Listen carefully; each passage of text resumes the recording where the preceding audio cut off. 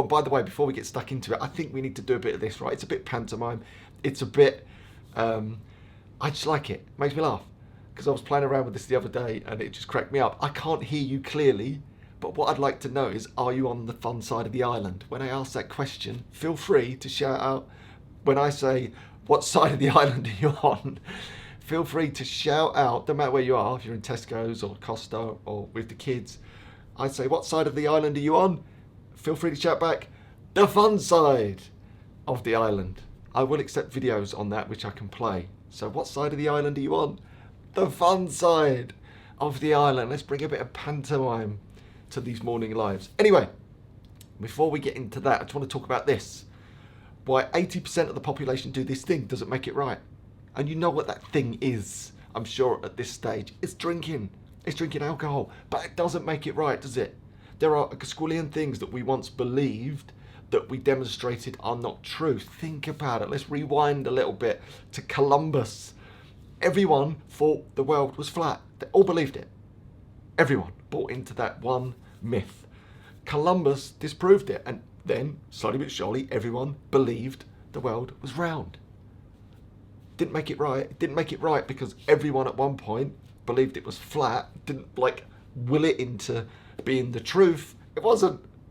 Right? And then Galileo come along and actually said, no, the stars and the sun and everything don't evolve around the earth. Actually, it's sort of the other way around. Right? Everyone believed one thing. And imagine the courage that took, by the way, to go against, back then, the power of the Catholic Church to say, no, actually, I've sort of looked through the telescope thing. I figured this out. It don't work like that. Actually, the earth is revolving around the sun. Imagine the courage that took, by the way. Everyone believed it, then they didn't. Isn't that true? Think about your own life. I bet there's been things in your life that you once really believed to be true, then you totally disproved them. I'll give you one of mine. My one was this. I'll never be able to give up alcohol. I won't. Just can't do it. I'm just not built that way. I'm just genetically programmed to be a drinker. It's in my family lineage. I've inherited those genes. I'm just one of those people. I'm an all or nothing binger.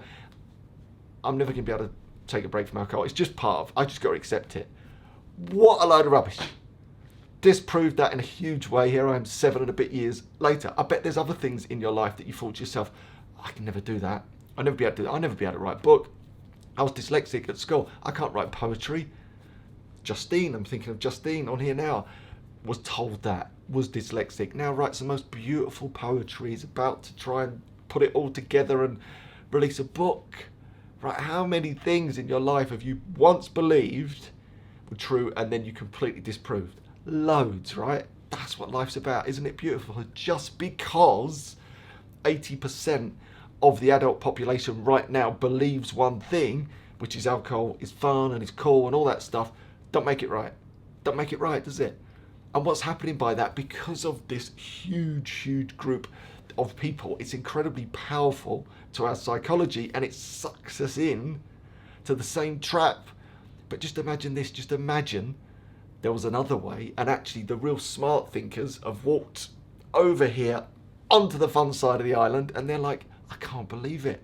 I can't believe over here all the time was my momentum, my mojo, my consistency, my money, my relationships. They're always, I just didn't know I was caught in that trap with 80% of the people thinking this thing's really cool and it's fun, when actually it's destroying their mojo, their time, their energy, their relationships. It's slowly withering them away, shrinking them in terms of their health, in terms of their vibrancy. Just because 80% of the people believe it, don't make it right.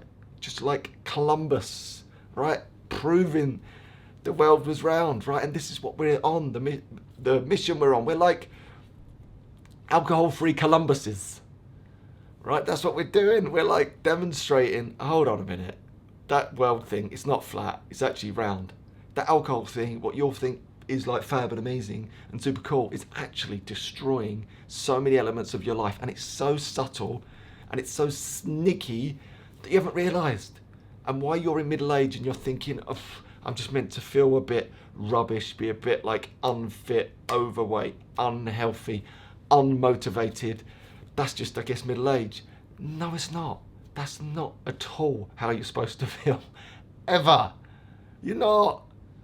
Right? And that's what it's doing to you. And it's not till you get over on the fun side of the island, you start to experience all these new things and go, oh, and imagine how powerful that is, by the way, having that realization that this thing that 80% of the population are doing, in my opinion now, is the wrong thing.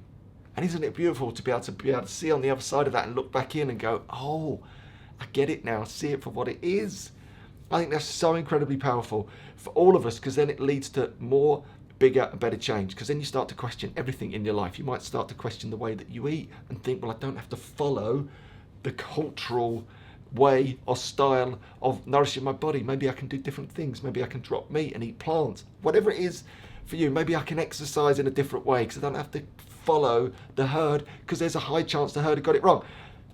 Mark Twain says it best: when you find yourself on the side of the majority, it's time to pause and reflect. Isn't that beautiful? Here's another one from Erasmus. Erasmus, who was a 15th century philosopher, Dutch philosopher. He has this saying, and I really like it: in the land of the blind, the one-eyed man or woman is king or queen. In the land of the blind, the one-eyed man or woman is king or queen. Isn't that so true? And here's the thing, that's how I feel about alcohol. If everyone's doing this thing mistakenly, because they've been sucked into this same cultural mythology, and it's stealing their momentum, their mojo, their consistency, just imagine you're the one person, or you're part of that 20% that doesn't do that thing, that's holding you back, that's like kryptonite to your dreams. Just imagine the advantage that that gives you in every single area of your life. Just imagine the advantage that gives you up against everyone else. It's like being in the land of the blind with one eye. That's what it's like. I just think it's the most wonderful gift on the planet, and I'll never stop saying so because it's blooming marvellous. Anyway, I'll wrap that up there and I'll go to some comments. I've got a bit excited this morning. I'm back on the fun side of the island, as you can see.